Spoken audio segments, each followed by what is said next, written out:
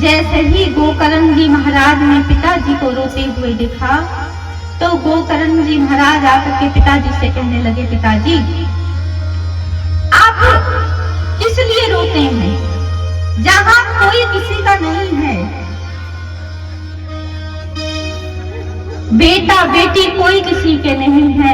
पिताजी 2 बातों को ध्यान रखिए, मनुष्य को बंधन में बांधने के लिए मात्र 2 ही रस्सियां होती हैं। पहली रस्सी होती है अहमता, दूसरी रस्सी होती है ममता।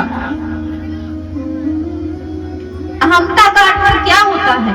अहमता का अर्थ होता है अपने इस पंचभूतिक शरीर से आसक्ति कर बैठना।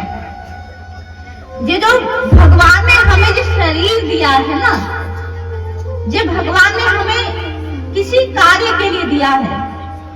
भगवान ने हमें इस धरा पे भेजा कुछ काम करने के लिए, किंतु हम उस कार्य को भूल करके क्या करते हैं? संसार में व्यस्त हो जाते हैं।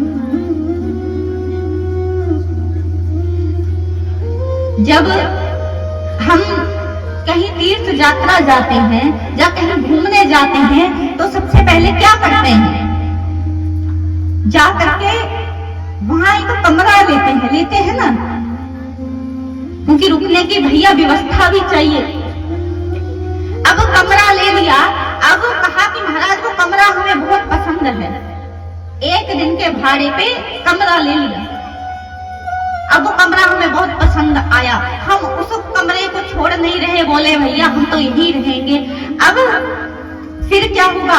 उस होटल का मैनेजर आएगा, जिस होटल में आपने वो कमरा लिया होगा, वो होटल का मैनेजर आपको वहां से धक्के मार मार करके निकाल देगा।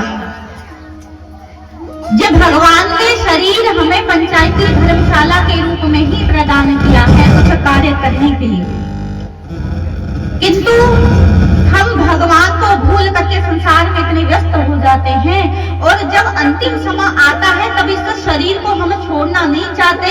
हम नहीं चाहते कि हमारी मृत्यु हो। फिर क्या होता है?